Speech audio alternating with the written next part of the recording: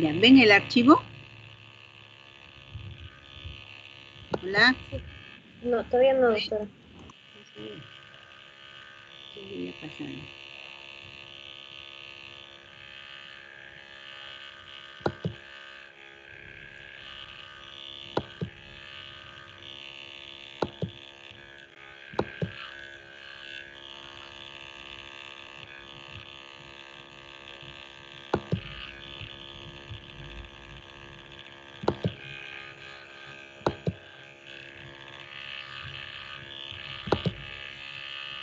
Ahora creo que sí, ¿no?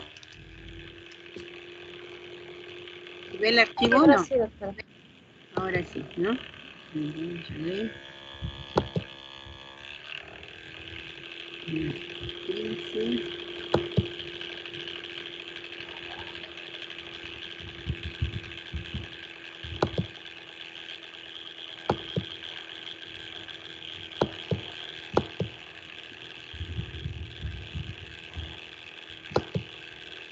Ya. El primer tema que vamos a ver va a ser neumonía adquirida en la comunidad. ¿No?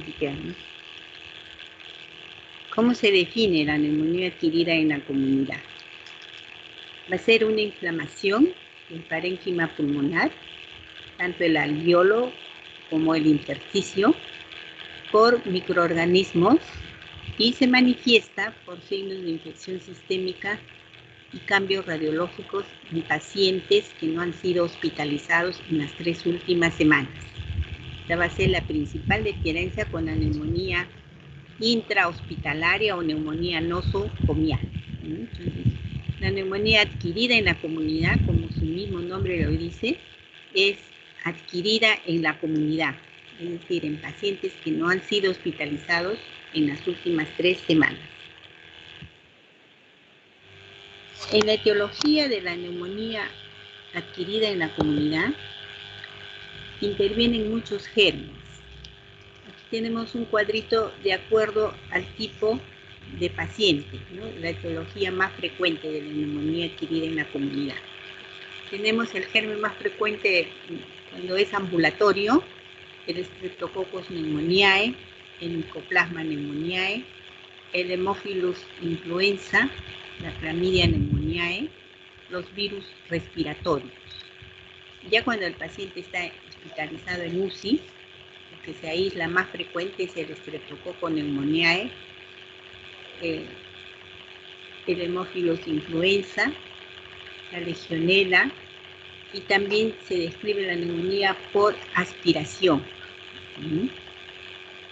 Y en pacientes hospitalizados, en UCI tenemos frecuente siempre el Streptococcus pneumoniae, el Staphylococcus aureus, la Legionella y los bacilos gram negativos.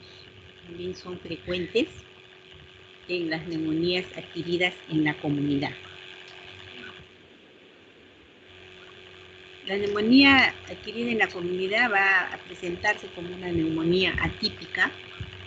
El germen atípico, el Mycoplasma pneumoniae, la Chlamydia pneumoniae, la Chlamydia psittaci, la Coxiella burnetii, la Legionella pneumófila, que van a producir un compromiso intersticial y se va a producir una disociación clínico-radiológica.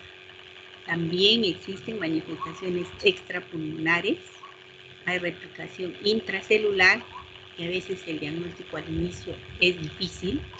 En la neumonía típica por Mycoplasma pneumoniae no crecen en cultivos convencionales, ¿no? Se realizan pruebas diagnósticas serológicas, no son sensibles a los beta-lactámicos, pero sí a los macrólidos, a la doxiciclina y las fluorquinolonas.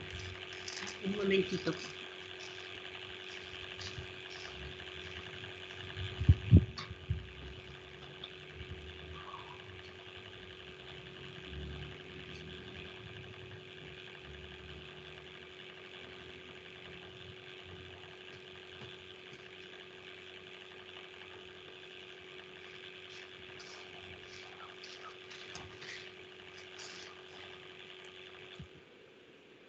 También tenemos en las neumonías adquiridas en la comunidad, aquellas producidas por el neumococo penicilino resistente y drogoresistente.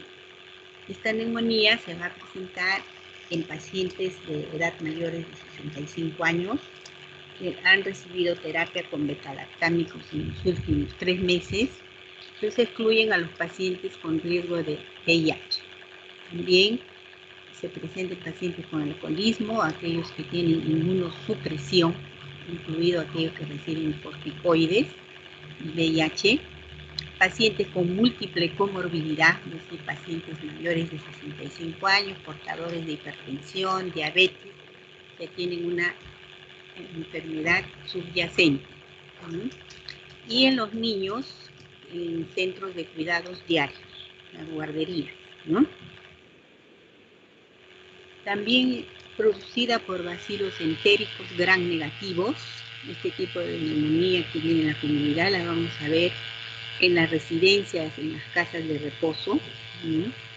Cuando hay subyacente una enfermedad cardiopulmonar de base, cuando hay múltiple comorbilidad, como ya les había mencionado, y aquellos que pueden recibir una terapia antibiótica reciente.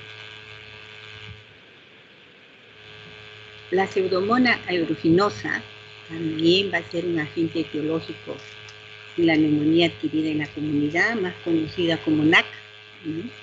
Generalmente hay una enfermedad pulmonar estructural, como las bronquiectasias, o pacientes que han recibido terapia con corticoides, ¿no? por mucho tiempo, mayor de 10 gramos de prednisona por día, una terapia antibiótica de amplio espectro por más de 7 días en el último mes, pacientes que padecen de malnutrición. Es decir, siempre existe un factor predisponente, ¿no? Y vemos que la neumonía adquirida en la comunidad generalmente se presenta en los adultos mayores, ¿no? Mayores de 65 años, y a estas personas de por sí tienen inmunosupresión, ¿no? Entonces, cualquier germen va a poder ocasionarles una infección respiratoria o una neumonía adquirida en la comunidad, y si tienen comorbilidad asociada o subyacente, con mayor razón. ¿Qué criterios diagnósticos vamos a tener en cuenta en la NAC, neumonía adquirida en la comunidad? Tiene en cuenta el criterio epidemiológico, los factores de riesgo, como les había mencionado. El criterio clínico, las manifestaciones clínicas. El criterio imaginológico, va a haber presencia de lesiones exudativas. Hay un patrón parenquimal a nivel alveolar o acinar, que ahí es donde se va a producir el daño a nivel alveolar, ¿no? Hay un patrón algodonoso en la neumonía clásica, o vamos a observar lesiones intersticiales en la neumonía atípica, ¿no? Solicitamos radiografía de tórax simple o una tomografía espiral multicorte, un TEM de tórax, ¿no? Y recientemente también se describe que la ecografía de tórax también puede ser útil. O sea, en imágenes tenemos la radiografía y la tomografía. Y lo que vamos a observar son lesiones exudativas, patrón parenquimal a nivel alveolar, ¿sí? O a nivel del intersticio, donde va a producir el daño la neumonía atípica, el microplasma pneumoniae, como ya les había mencionado. Tenemos en cuenta también el criterio hematológico, ¿sí? Vemos en la analítica de sangre si hay leucocitosis o leucopenia con desviación izquierda. El criterio serológico también se toma en cuenta dentro de los criterios diagnósticos. Se puede realizar una inmunofluorescencia indirecta. ¿Sí? Criterios inmunológicos como biomarcadores, velocidad de sedimentación, PCR, procalcitonina. Criterio gasométrico también se tiene en cuenta para el diagnóstico, para observar los diferentes grados de hipoxemia. Y el criterio microbiológico va a ser el gold estándar para realizar el diagnóstico de las neumonías en general, ¿no? Tanto la neumonía adquirida en la comunidad como la neumonía intrahospitalaria o nosocomial. Si tenemos que aislar el germen, pues el criterio microbiológico es el gol estándar. Entre otros criterios diagnósticos también vamos a tener el tiempo de enfermedad, una enfermedad de inicio reciente, menor de 2 semanas, la clínica o la sintomatología respiratoria que va a presentar el paciente, tos, expectoración, dolor torácico, disnea que va evolucionando, ¿no? de leve a moderada, moderada a severa, y de ahí pasa a una insuficiencia respiratoria, ¿no? Síntomas sistémicos como fiebre, taquicardia, taquimia. También podemos hallar semiológicamente los hallazgos focales, como dice, en el examen físico del tórax. Lo que se va a observar generalmente son radioopacidades. Ustedes pueden observar en esta radiografía que hay una radioopacidad que está comprometiendo los 2/3 superiores del tórax derecho, ¿no? Vamos a ver la siguiente. Repitiendo lo que es cuadro clínico, síntomas y signos, tenemos que el paciente presenta tos, expectoración mucopurulenta, que puede ser amarillenta, cremosa, verdosa, achocolatada o hemoptoica. La disnea también es otro signo que se presenta, el dolor pleurítico. Los ancianos pueden tener menos síntomas o ser menos severos que los jóvenes, y en ellos no es infrecuente que se presenten como un cuadro confusional agudo, ¿no? A la auscultación vamos a tener crepitantes. Lo que se va a producir es un síndrome de consolidación parenquimal, por eso escuchamos crépitos, y puede o no existir un soplo tubárico.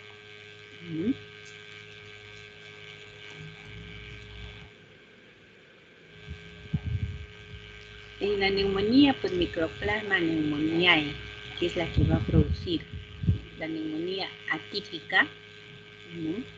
Pueden observarse también otras manifestaciones hasta 3 semanas de iniciada la sintomatología pulmonar. Es decir, pueden presentarse manifestaciones neurológicas, encefalitis, cardiológicas, miocarditis, gastrointestinales, disfunción hepática, hematológicas, la anemia hemolítica, musculoesqueléticas, artralgias, manifestaciones dermatológicas como eritema multiforme, geniculinaria con presentarse de una glomerulonefritis aguda. La evolución de los síntomas respiratorios sin tratamiento apropiado es de 3 a 4 semanas. Es decir, en la neumonía atípica por Mycoplasma pneumoniae no solamente vamos a tener manifestaciones o cuadro clínico a nivel del aparato respiratorio, sino que también puede comprometer otros sistemas y aparatos, el neurológico, el cardiológico, el gastrointestinal, musculoesquelético, dermatológico y genitourinario. Aquí podemos observar una neumonía por Chlamydia pneumoniae, ¿no? Podemos observar infiltrados intersticiales en los 2/3 inferiores de ambos campos pulmonares. Les había dicho en el criterio diagnóstico, en imágenes, una radiografía de tórax nos va a ser útil, pero una tomografía axial computarizada también es de mucha utilidad y nos va a permitir visualizar mejor los infiltrados a predominio intersticial con áreas de consolidación como parches, ¿no? Parches bilaterales. Entonces, recuerden ustedes las imágenes de neumonía por Chlamydia pneumoniae, donde sí el daño estructural se va a producir a nivel de los alveolos. Lo que se va a producir es una lesión exudativa a nivel alveolar, o también puede ser una lesión a nivel del intersticio. zonas de consolidación pulmonar.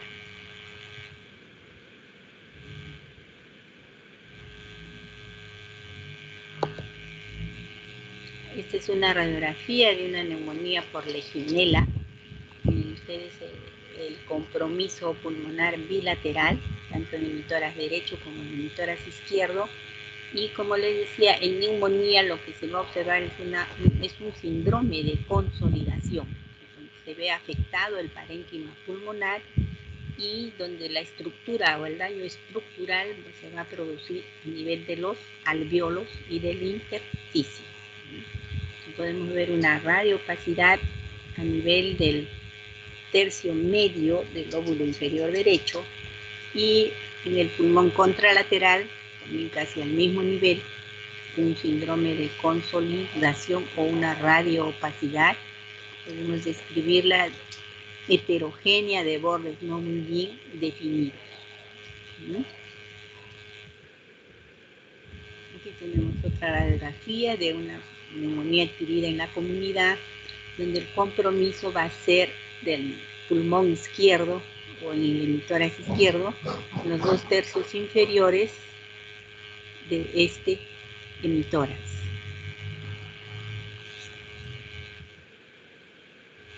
En esta otra radiografía también podemos observar una imagen de consolidación parenquimal o una radioopacidad heterogénea a nivel iliar y parailiar izquierda, ¿no? Que está prácticamente, no permite visualizar la silueta cardíaca, porque parece que está superpuesta, ¿no? Pero lo que ocurre básicamente, como les vuelvo a repetir, es la consolidación parenquimal que se va a traducir en una radioopacidad en la radiografía. Tenemos aquí otra radiografía, a ver, ¿qué ven ustedes?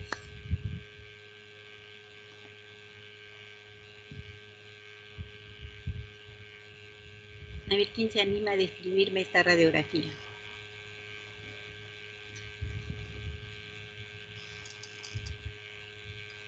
A ver. La delegada, ¿cómo apellida?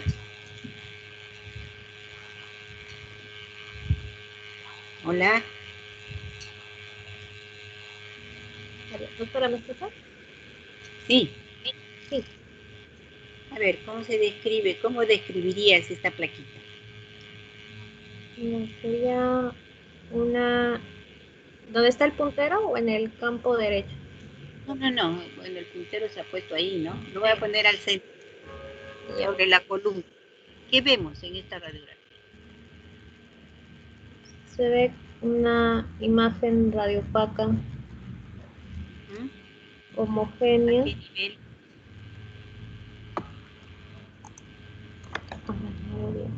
A nivel de la... A nivel de...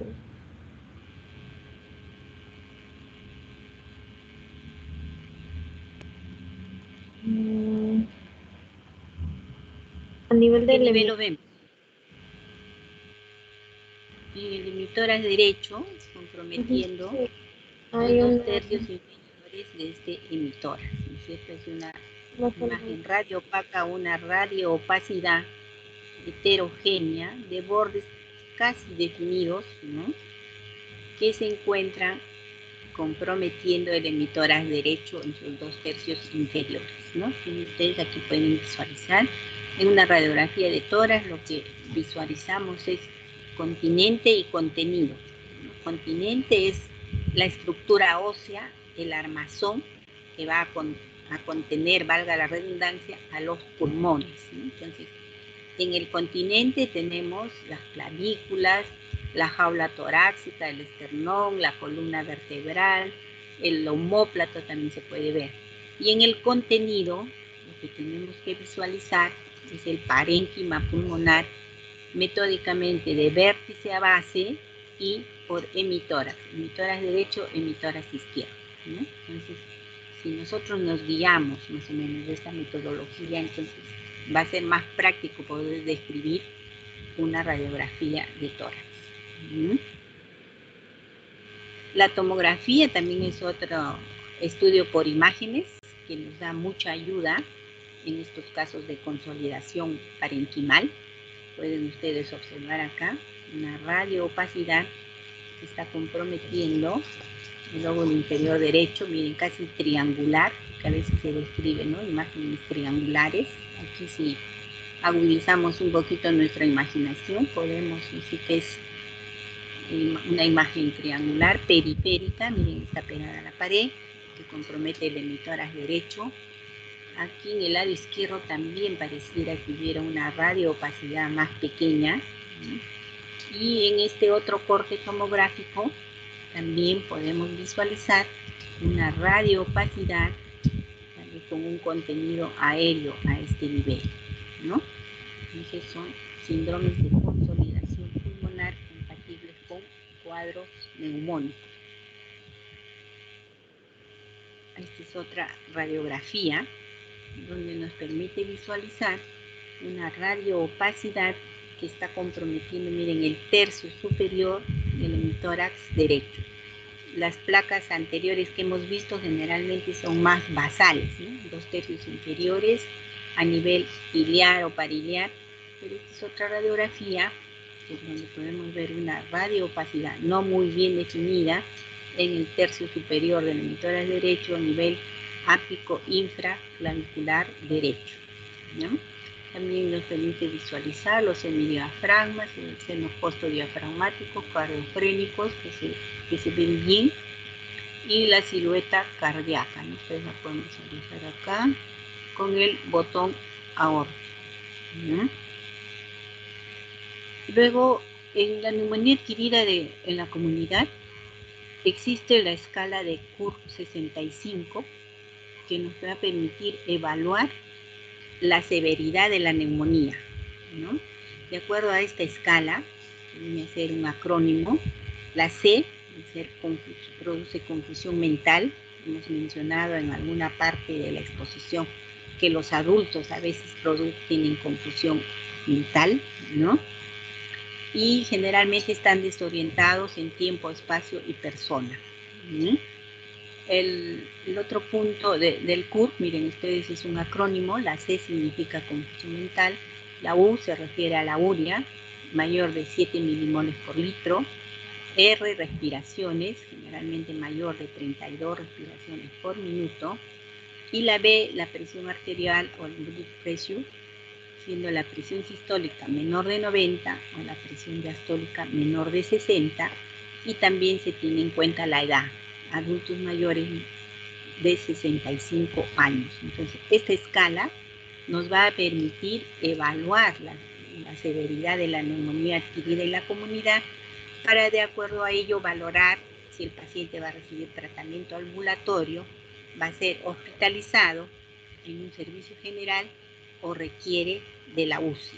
Entonces, visto estos parámetros de la escala CURB 65, aquí tenemos un cuadrito de la escala de la severidad donde tiene una puntuación o una clasificación, ¿no? 0 a 1, 2, 3 o más. Siendo los grupos 1, 2 y 3, se indica el grado de mortalidad. Si está en el grupo 1, la mortalidad es baja en un 15%, es tributario o candidato de un tratamiento ambulatorio, ¿no? Si estamos en el grupo 2, es intermedio con una calificación de 2, la mortalidad se presenta de 9.2%, ¿no?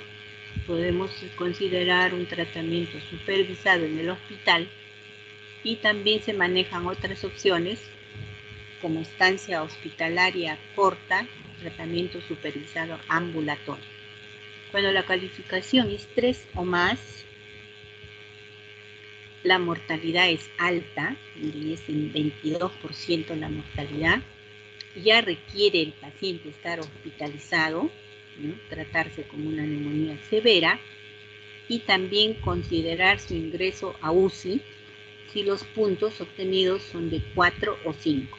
Entonces, este cuadrito o esta escala, como les vuelvo a repetir, nos va a permitir determinar si el paciente es tributario de tratamiento ambulatorio, hospitalizado, o de repente va a UCI según la calificación que se obtenga en la escala CURP 65. En neumonía adquirida en la comunidad, también tenemos que mencionar el diagnóstico diferencial, ¿no? ¿Con qué vamos a diferenciar la neumonía adquirida en la comunidad? Con tuberculosis pulmonar, con micosis pulmonar, con neoplasias pulmonares, con TEP, tromboembolismo pulmonar, en los casos de contusión pulmonar, en hemorragia alveolar, neumonitis primarias, neumonitis post-radioterapia, en el edema pulmonar agudo, el EAP, o en el distrés respiratorio del adulto. Con todas estas patologías vamos a establecer un diagnóstico diferencial. Por ejemplo, en el caso de tuberculosis pulmonar, ¿quién nos va a dar el diagnóstico diferencial? ¿Cómo hacemos el diagnóstico? ¿Neumonía o TBC? ¿De qué parámetro, de qué examen nos valemos para que nos dé el diagnóstico confirmatorio?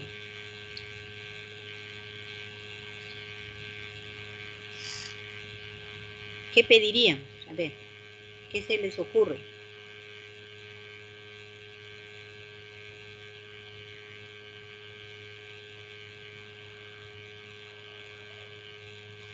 Hola. Acá tengo la lista, creo. Vamos a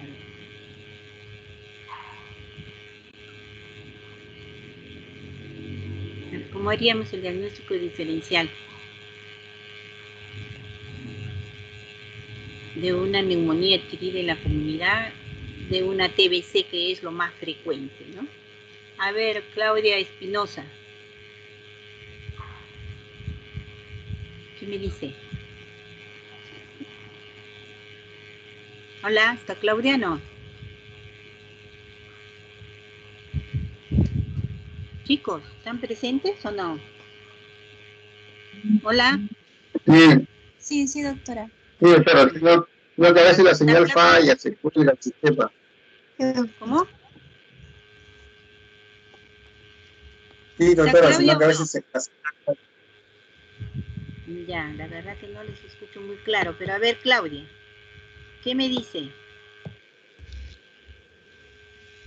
¿Cómo haría yo un diagnóstico así de fácil, no? Estoy en la emergencia, me llega un paciente con fiebre, dolor, disnea, a veces con tos productiva, el esputo puede ser amarillento, puede ser hemoptoico. Entonces, yo tengo que hacer un diagnóstico diferencial por frecuencia, ¿no? Por incidencia y prevalencia. Entonces, quiero hacer el diagnóstico diferencial con TBC. ¿Qué pido en una emergencia? Lo más rápido.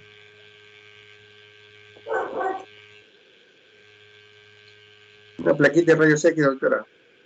Una plaquita de rayos X. Muy bien. La plaquita me va a mostrar, como ya hemos visto estas radiografías anteriores, una radioopacidad, ¿no? Hasta ahí ya. No sé si es neumonía o es TBC. ¿Cómo diferencio? ¿Qué otro examen le pido? Está a nuestro alcance en la emergencia. ¿Qué da el diagnóstico? Hemograma, está muy bien. ¿Qué más pedimos? Una proteína C reactiva. Confirmatorio. Ya, un PCR como biomarcador le va a indicar el grado de inflamación o el proceso inflamatorio, ¿no? ¿Pero qué me va a dar el diagnóstico confirmatorio?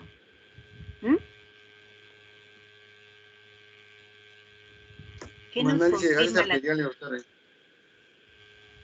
Bueno, y es un poquito más sofisticado, algo más simple. ¿Qué me va a dar el diagnóstico confirmatorio de TBC? Y que es un examen que yo lo puedo pedir en la emergencia, ¿no? Para un beca. El beca en esputo. Recuerden ustedes la vaciloscopía por la técnica de... ¿Por qué técnica? Nielsen. Nielsen. Es lo más simple, ¿no? Y recuerden ustedes que el diagnóstico confirmatorio de TBC pulmonar lo da el BK en esputo, ¿no? El BK sale positivo, entonces esa radioopacidad que yo veo es de etiología tuberculosa. Si el esputo me sale negativo, entonces me quedo con la sospecha que es una neumonía adquirida en la comunidad, ¿no? Entonces tenemos que hacer uso de los exámenes auxiliares que estén más a nuestro alcance y que no sean tan sofisticados, ¿no? Por ejemplo, un BK en esputo lo hacen en cualquier emergencia, ya lo mucho demora 4 horas, debe demorar teóricamente, pero bueno, a veces demora más, y si el paciente está hospitalizado demora 48 horas todavía, ¿no? En los casos de micosis pulmonar, ¿cómo hago el diagnóstico? También, ¿qué le pido? Los exámenes de laboratorio por algo se llaman exámenes de ayuda al diagnóstico, ¿no? A todos, para hacer el diagnóstico diferencial con todas estas patologías, es lógico que yo debo tener mi radiografía de tórax, ¿no? Ya tengo mi radiografía, ya tengo que hay una radioopacidad en el tercio superior, digamos que hemos visto la última radiografía, ¿no? Entonces quiero descartar que sea una micosis o una neoplasia. En la micosis tengo que tener en cuenta la procedencia del paciente, si viene de la selva o no, que es la patología más frecuente. Las micosis son más frecuentes en las zonas selváticas o tropicales, ¿no? También tener si el paciente tiene antecedente de haber tenido TBC, porque los hongos, recuerden ustedes que son oportunistas, ¿no? Luego le hago un examen, si está solo en la emergencia, un examen de laboratorio, ¿no? El KOH es específico para definir micosis u hongos, ¿no? Y si quiero hacer el diagnóstico diferencial con una neoplasia pulmonar, tengo que tener en cuenta la edad del paciente, ¿no? La imagen, que a veces es más redondeada o claro, tiene bordes más definidos tratándose de un tumor, la sintomatología del paciente, ¿no? Y luego, ¿qué le hago? Un examen de ayuda al diagnóstico. Ya tengo radiografía, tomografía. ¿Qué le pido? Si al de TBC le he pedido BK en esputo para descartar una neoplasia pulmonar, ¿qué pido? Un Papa Nicolau o un PAP en esputo, ¿no? ¿Sí o no? Y entonces, así podemos hacer el diagnóstico diferencial con cada una de estas patologías, ¿ya? Siempre pensando por frecuencia. ¿Qué es lo más frecuente? Las neumonías, la tuberculosis, las micosis, las neoplasias pulmonares. Puede presentarse un tromboembolismo pulmonar. ¿Qué examen de ayuda al diagnóstico nos va a dar la confirmación de que sea un TEP? En imágenes, ya no en la analítica laboratorial. En imágenes, ¿cómo confirmo si es un TEP o no es un TEP? ¿Qué le pido al paciente?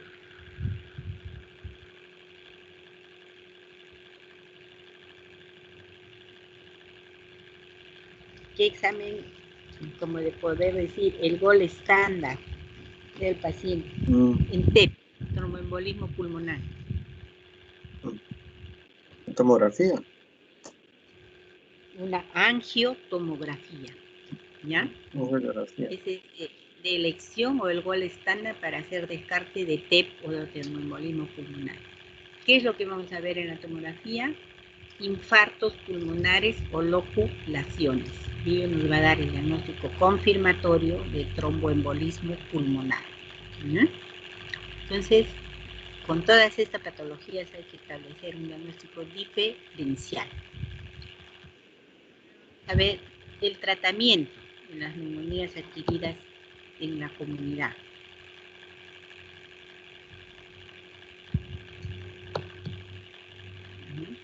En cuanto al tratamiento, existen regímenes estándar. Bueno, por ejemplo, es el tratamiento ambulatorio. Podemos hacer uso de la amoxicilina, doxiciclina, los macrólidos, ¿no? Una combinación de la terapia amoxicilina, ácido clavulánico o cefalosporinas, macrólidos o doxiciclina, ¿no?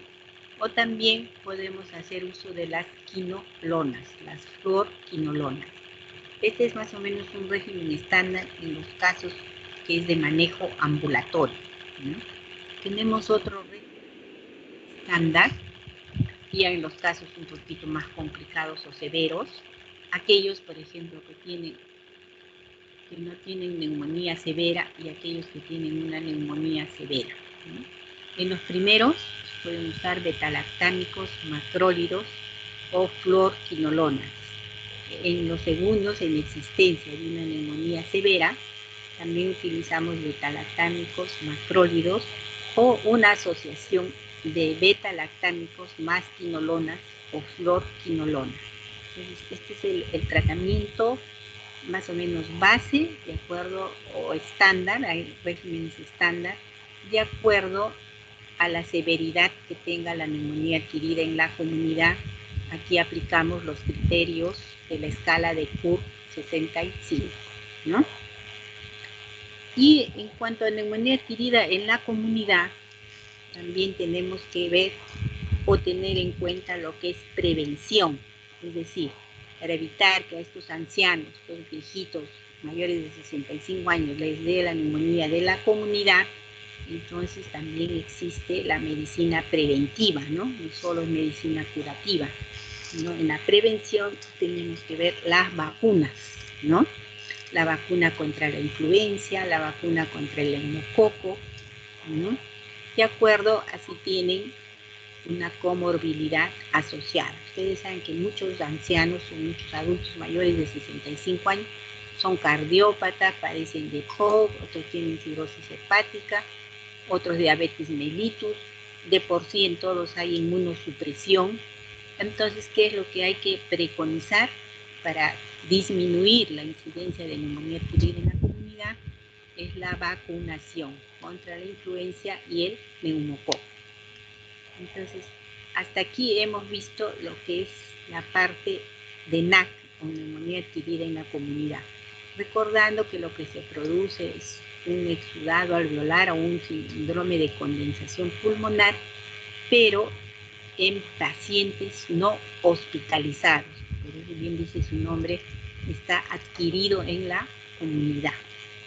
Ahora vamos a pasar a ver lo que es la neumonía intrahospitalaria o la neumonía nosocomial, aquella que se va a adquirir cuando el paciente está hospitalizado, ¿no?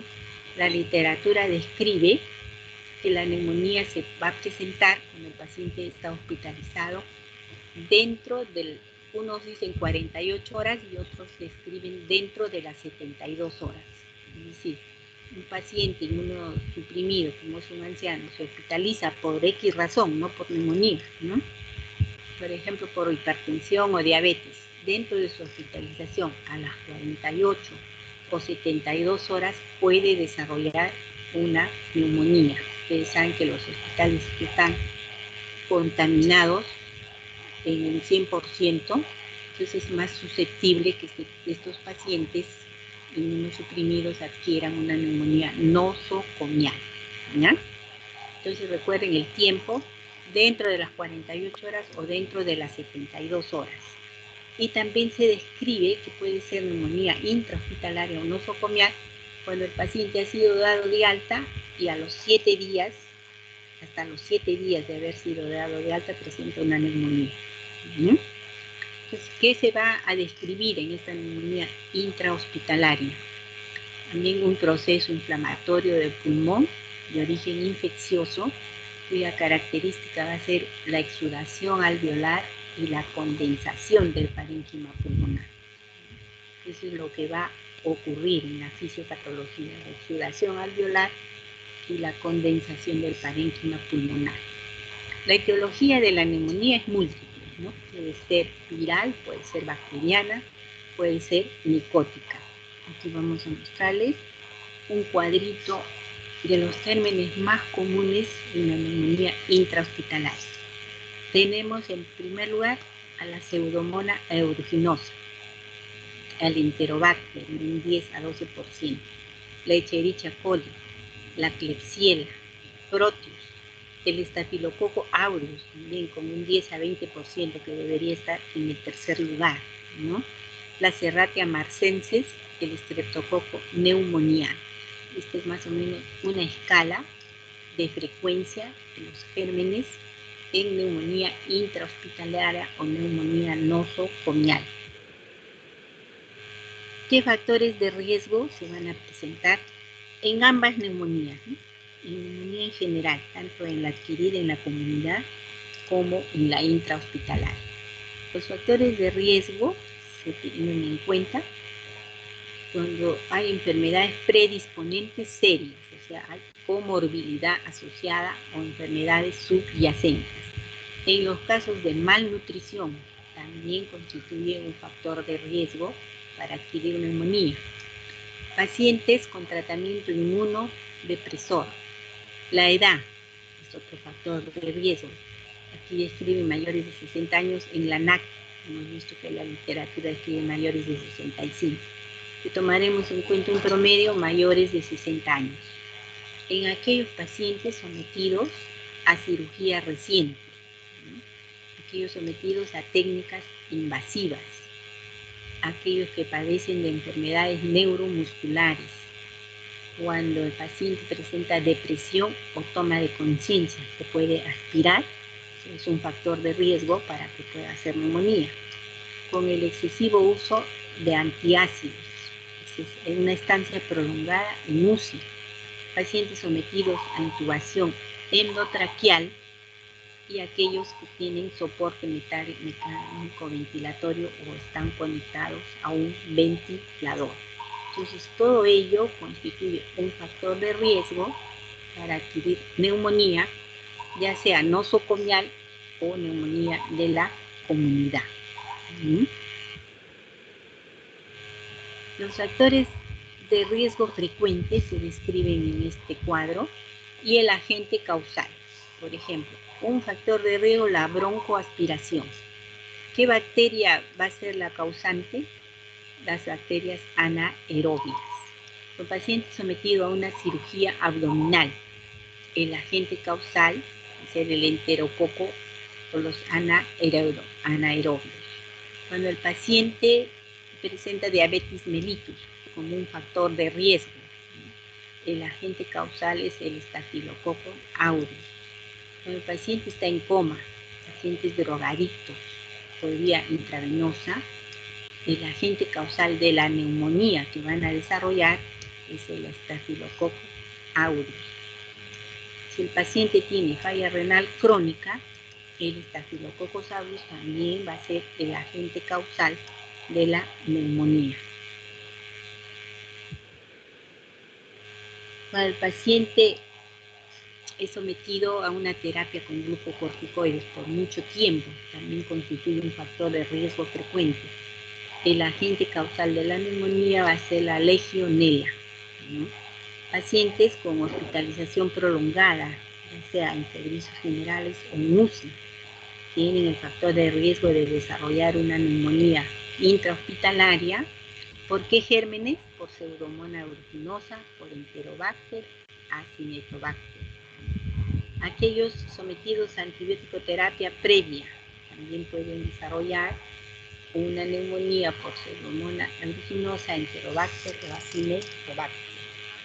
Pacientes que ya tienen un daño estructural pulmonar desarrollan una neumonía por Pseudomonas aeruginosa. ¿Cuáles son las rutas de ingreso de la infección? Es decir, ¿cómo se va a producir la infección?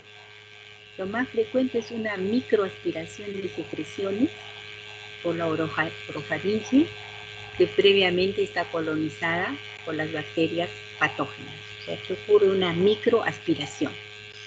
La segunda ruta de ingreso tenemos la broncoaspiración masiva, es decir, el reflejo nauseoso alterado, cuando el paciente tiene alteración del estado de conciencia durante la intubación endotraqueal o cuando están utilizando una sonda nasogástrica o enfermedades esofágicas. O sea, el paciente se broncoaspira, ¿no? Y la otra ruta de ingreso de la infección puede ser la contaminación hematógena, ¿no? Es decir, la contaminación hematógena de sitios distantes es importante, por ejemplo, durante el periodo posoperatorio y en aquellos pacientes portadores de catéteres y sondas vesicales. Entonces, estas son las rutas de ingreso en los casos de neumonía nosocomial: microaspiración, broncoaspiración, contaminación hematógena. Y se describe otra, la translocación, es decir, desde el tracto gastrointestinal, ¿no? Por aumento del pH gástrico, se encuentra por encima de 4, entonces puede ocurrir, dice, que el germen migra, ¿no? Cuando hay alteración del pH.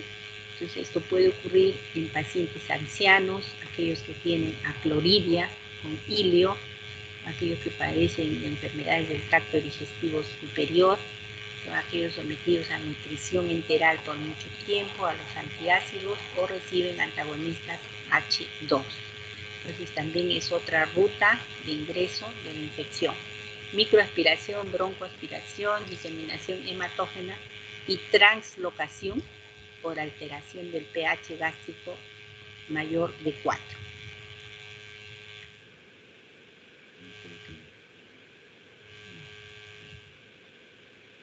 Ahora vamos a ver la semiología del paciente con neumonía, ¿no? O aquel que tiene una condensación pulmonar. ¿Qué presenta el paciente? Dolor torácico, describe dolor en punta del costado. Presenta tos, que puede ser seca o puede ser productiva.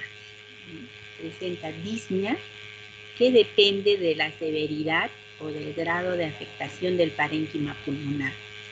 Y puede presentar o no hemoptisis. Es la sintomatología que trae el paciente. Semiológicamente, ¿qué es lo que vamos a encontrar? ¿No? A la inspección, una fase neumónica, el paciente está disneico y con frecuencia presenta herpes labial. A la palpación, la elasticidad va a estar disminuida, la expansión en bases también está disminuida, las vibraciones vocales están aumentadas.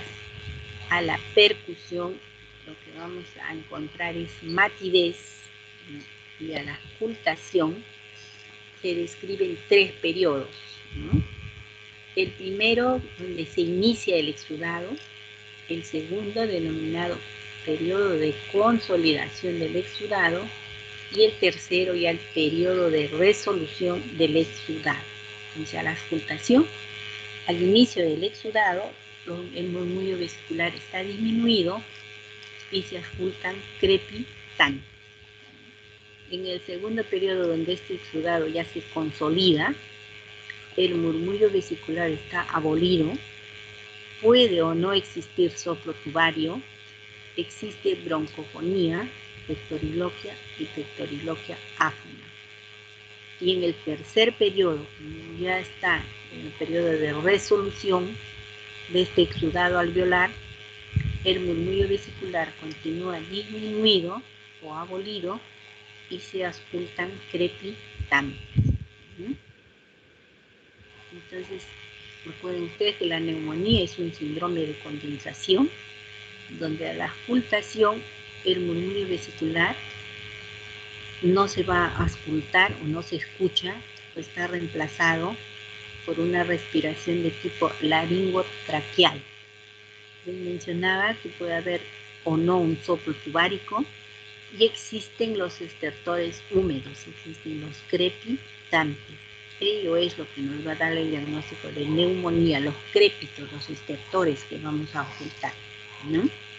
Y en la voz, como había mencionado, existe broncofonía, pectoriloquia y pectoriloquia áfona. La broncofonía, ¿qué es broncofonía? Un aumento de la resonancia de la voz, pero sin mayor nitidez.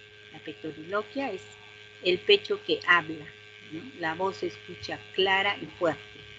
Y la pectoriloquia áfona es lo que se denomina la voz cuchicheada. Esta es la semiología de la neumonía en general, ¿no? Inspección, palpación, percusión y auscultación.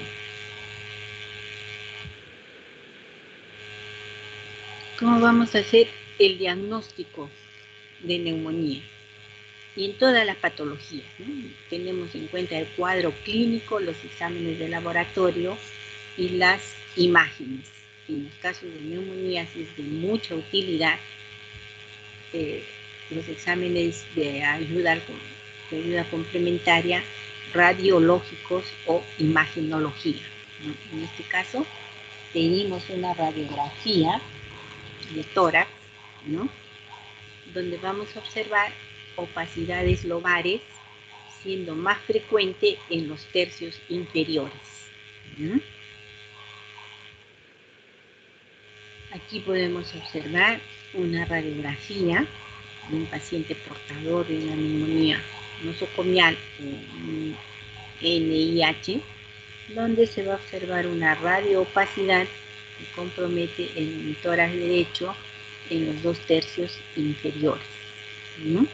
Acá la silueta cardíaca está un poco desplazada a la derecha y diera la impresión que acá también hay un cuadro de radioopacidad, pero no, es la silueta cardíaca que está desplazada por acá.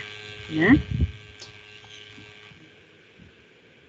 Otro cuadro de consolidación parenquimal o de radioopacidad situada en el tercio superior del hemitórax derecho. Aquí tenemos otra radiografía de tórax donde también se observa una neumonía. Como es un síndrome de consolidación parenquimal, lo que vamos a observar son la radioopacidad heterogénea en la base del pulmón izquierdo. Tenemos otra radiografía de tórax, de neumonía. A ver, ¿qué ven? Ya les he mostrado como 20 radiografías de tórax. ¿Qué se ve?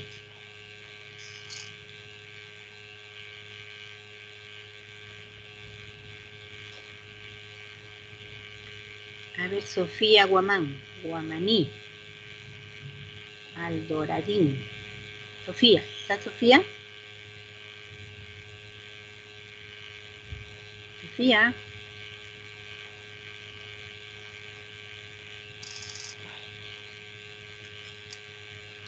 Sofía.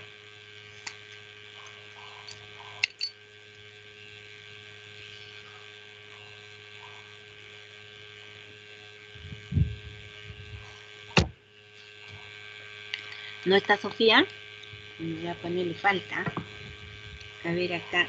Está teniendo problemas con el micrófono. Jara Rojas. Ana Luisa. Ana Luisa Jara. ¿No me escucha?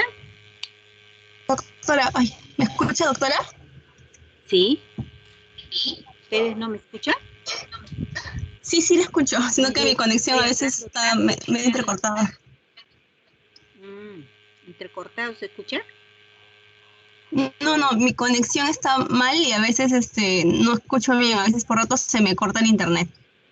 Pero pregunta acerca de la lámina.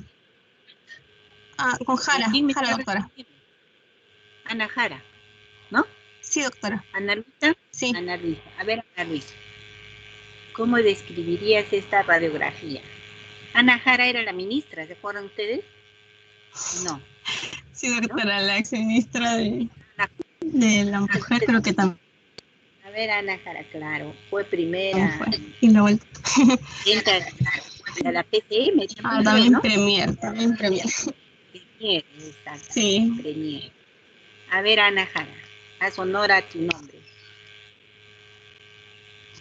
¿Qué se ve? Sí, doctora. En la base del hemitórax derecho se ven imágenes radioopacas.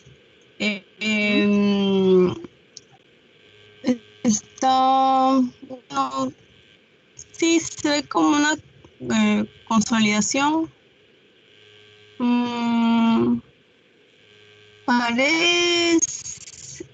No veo bien porque está chiquitita la imagen, pero puede ser un broncograma aéreo. No estoy segura. Okay. A pesar de que está chiquitito, está haciendo bien, ¿eh? Vamos a tratar de... ¿Ahí se ve mejor? Sí, sí. Ya está. A ver.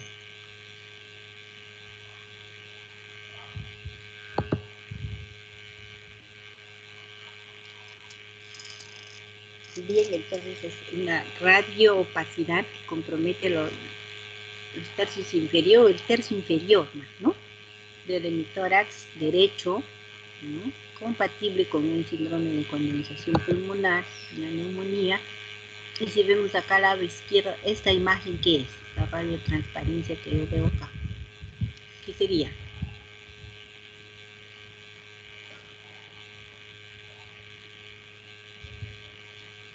¿Qué les parece que es eso? Puede ser el estómago, doctora. Puede ser el estómago. Pero más nítidamente, ¿qué pueden ver? Puede ser el estómago, la cámara aérea, ¿no? El estómago. Pero más tenemos nosotros algo que acá es ascendente, transverso, descendente. ¿Qué es? El colon. El colon. Más parece ser el colon porque si ustedes miran acá incluso hasta tiene las austras, ¿ves? Acá hay una austra y luego viene acá. ¿Sí o no? Hay que tener mucha imaginación, ¿no? El colon en su ángulo esplénico sería, porque acá tenemos colon transverso, el ángulo esplénico y desciende al colon descendente, ¿no? Y en la placa lateral, ¿qué es lo que vemos?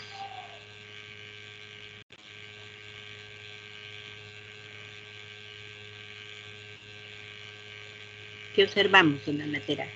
Si volteamos, es como que volteáramos esta imagen postero anterior o de frente, la giramos, ¿no? La ponemos lateral, mejor dicho, le damos la vuelta y vemos también la radioopacidad a este nivel, ¿no? ¿Sí o no?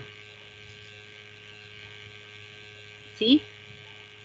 También entonces describimos como una radioopacidad que se ve acá más homogénea, ¿no? En la lateral está más homogénea.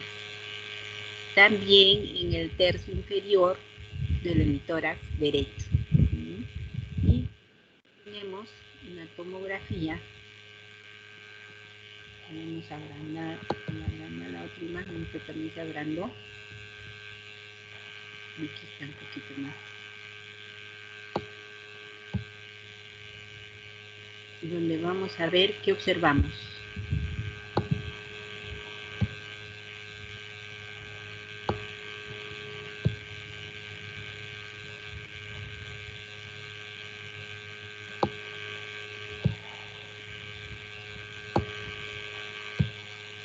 Vamos a ver. Ya. Esto es una tomografía donde se va a ver una condensación en el segmento posterior del lóbulo inferior. Acá, ¿no? Ustedes saben por anatomía la segmentación pulmonar, ¿no? En el lóbulo inferior tenemos el segmento anterior, el lateral, el interno, el posterior y el superior del inferior, que se llama el segmento de Nelson, ¿no? Y es muy importante este segmento 6, segmento de Nelson, porque ahí asientan las neoplasias. Pero en esta lámina o en esta tomografía lo que vamos a ver es una condensación en el segmento posterior del lóbulo inferior. Miren, una condensación. Acá una imagen, si ustedes agudizan sus ojos, le dan la forma triangular, si gustan, ¿no? Aquí ya es de otras características, más heterogénea. Y en esta es ya en la parte inferior, ¿no? Ven acá con un cachito que está comprometiendo el parénquima pulmonar del lóbulo inferior, ¿no? Estas son las imágenes de condensación que vamos a ver en las neumonías. Y como bien lo había mencionado Ana Jara, cuando me habló de que parecía que veía un broncograma aéreo, el broncograma aéreo es signo patognomónico de la neumonía. Y aquí lo pueden ver más claro. ¿Ven ustedes? ¿No?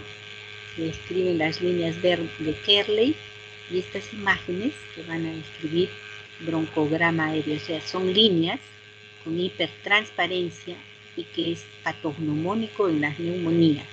No sé si en radiología les han mencionado o no. El broncograma aéreo, ¿no? Sí, doctora. Y está, entonces, no en todas las imágenes se ve, ¿no? Pero, por ejemplo, acá he tratado de buscar una imagen nítida, donde ustedes puedan ver el broncograma aéreo, signo patognomónico en las neumonías, ¿no? Luego, aquí vamos a tener los factores pronósticos de mortalidad en las neumonías nosocomiales, ¿no? Un pronóstico reservado, un mal pronóstico, por ejemplo, en un paciente de edad avanzada, aquel que tiene una mala calidad de vida previa, aquel que tiene una enfermedad subyacente, una enfermedad previa rápida o finalmente fatal. Aquellos que tienen un déficit inmunitario muy severo, ¿no? Pacientes con cáncer, pacientes con trasplante, pacientes con SIDA, también tienen, puede decir, un pronóstico reservado, ¿no? Los pacientes que tienen ingreso a las UCIs quirúrgicas, aquellos pacientes que necesitan oxígeno a concentraciones superiores al 35%, pacientes que sometidos a ventilación mecánica respiratoria o soporte mecánico ventilatorio tienen necesidad de una presión positiva al final de la expiración, lo que se denomina el PIP, ¿no? También es un factor pronóstico de mortalidad, y aquellos pacientes que son sometidos a reintubación, ¿no? Entonces hay que tener en cuenta también para pronosticar la evolución del paciente, ¿no? Favorable, desfavorable, o que está evolucionando mal, existen factores pronósticos para establecer la mortalidad, ¿no? Entonces, este es un resumen de neumonías, tanto neumonía adquirida en la comunidad como neumonía nosocomial o intrahospitalaria, ¿no? Recordando que básicamente lo que se produce es un síndrome de consolidación pulmonar, un exudado alveolar y a nivel del intersticio, ¿no? Donde el gol estándar en ambos, tanto nosocomial como adquirida en la comunidad, va a ser el diagnóstico microbiológico. Es necesario aislar el germen, ¿no? Eso es lo básico, porque el cuadro clínico va a ser semejante. ¿Dónde vamos a encontrar la diferencia? En que la neumonía adquirida de la comunidad, como su mismo nombre lo dice, el paciente lo trae de la comunidad, ¿no? Y la neumonía intrahospitalaria, aquella que la adquirió estando hospitalizado dentro de las 48 o 72 horas. Es prácticamente un resumen de neumonías. ¿Tienen alguna pregunta?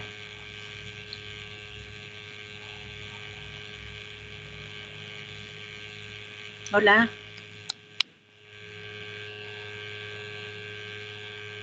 Ya es tarde, ¿no? Ya no quiere contestar, deben estar ustedes agotados de todo el día. ¿Sí? A ver, ¿todo está claro? ¿O no han entendido todo o no han entendido nada? Sí, se ha entendido. Ya. Entonces, al final, como les dije, el resumen de las neumonías intra y extrahospitalarias, ¿ya?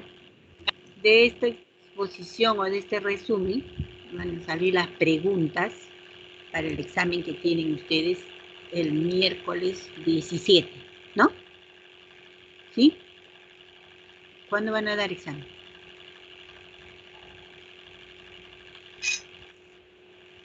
Chicos, ¿cuándo van a dar examen?